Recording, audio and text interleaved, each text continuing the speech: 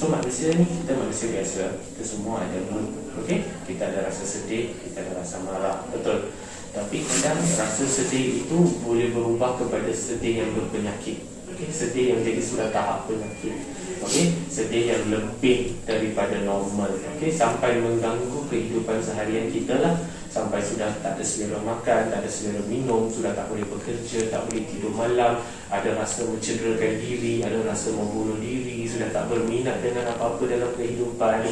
Okey, rasa sedih yang sangat ekstrim. Okey, dan rasa sedih ini boleh berlaku disebabkan oleh banyak benda lah. Okey, ada faktor yang paling biasa kita lihat ialah kerana dalam otak kita ada bahan kimia yang sudah tak mencukupi. Okey, dia boleh tercetus sebab konflik-konflik dalam kehidupan lah, masalah-masalah dalam kehidupan.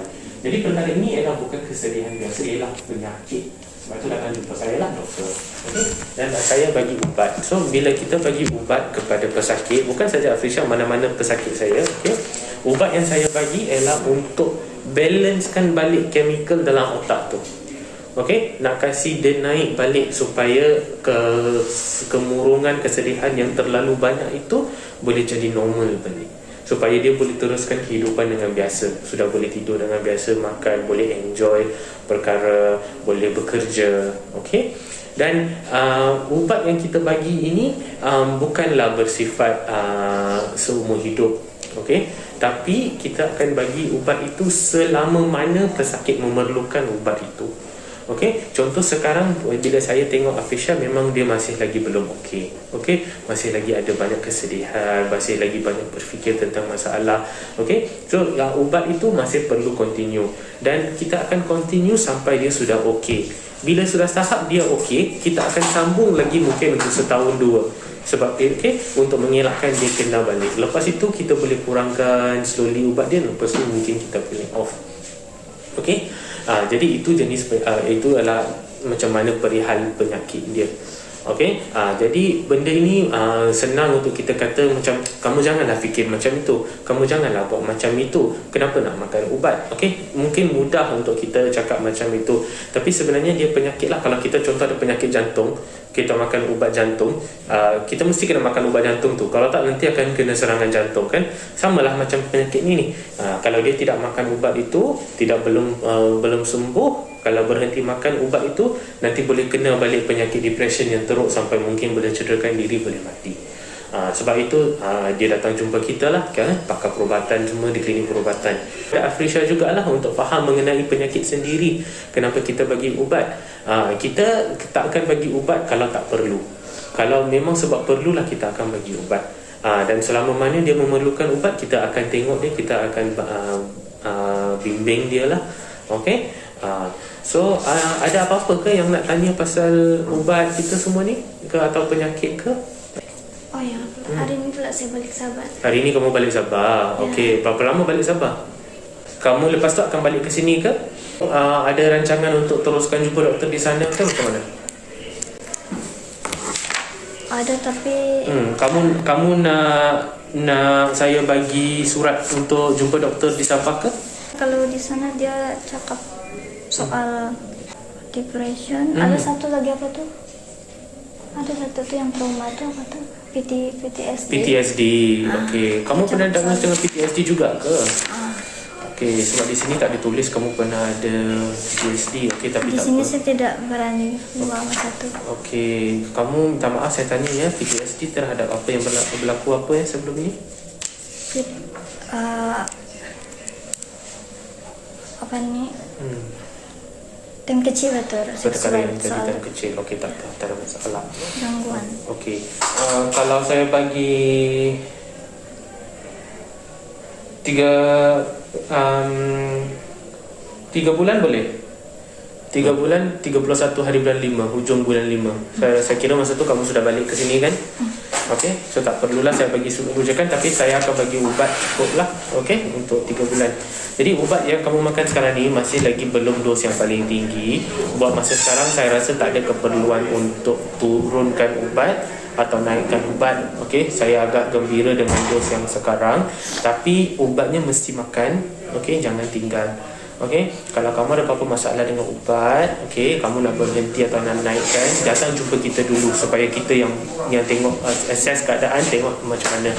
Okey, dan kalau contoh kamu tiba-tiba rasa terlalu sedih, rasa nak cederakan diri, rasa nak bunuh diri, okey, ataupun terlalu sedih sampai dah tak hilang selera makan, dah tak boleh makan, datang jumpa kita terus. Okey, datang ke klinik, ataupun kalau klinik tutup terus ke kecemasan lah. Okey, ada doktor yang akan tengok. Okey.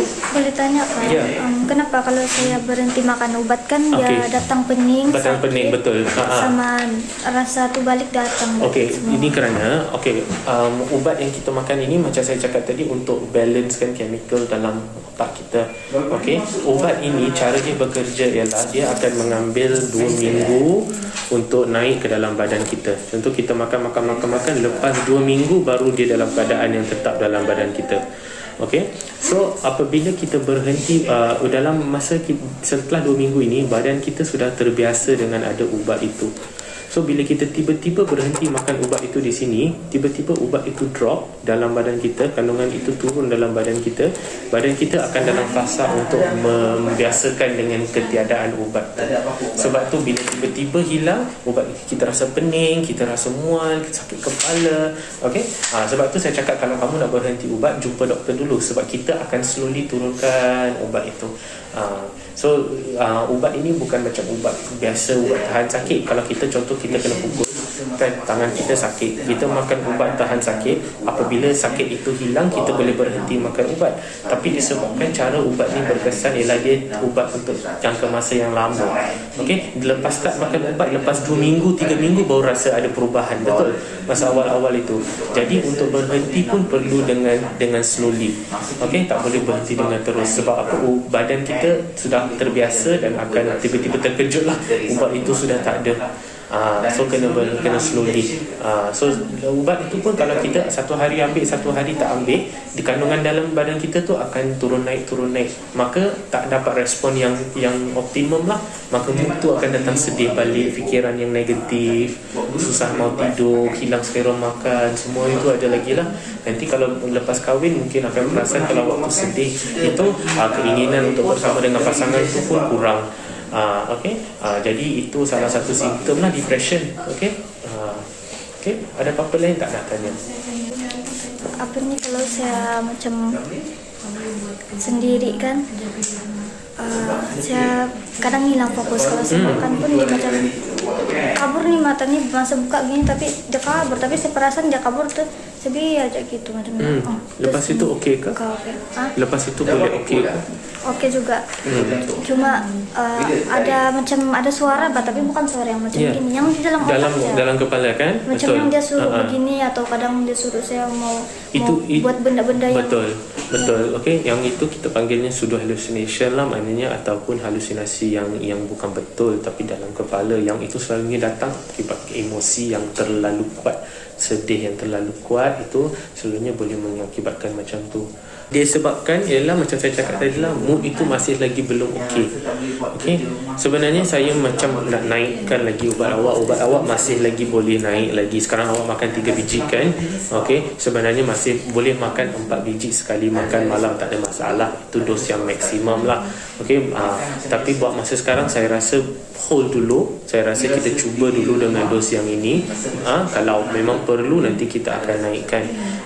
Tapi kalau awak makan tak makan ubat itu, memang perasaan itu takkan okey. Memang awak akan dapat fikiran-fikiran yang negatif. Macam tu.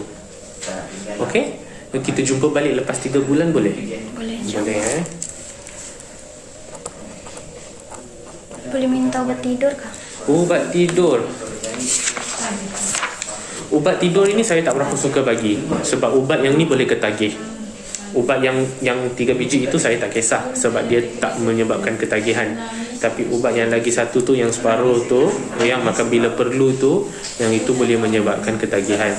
Saya bagi mungkin dalam 5 biji saja.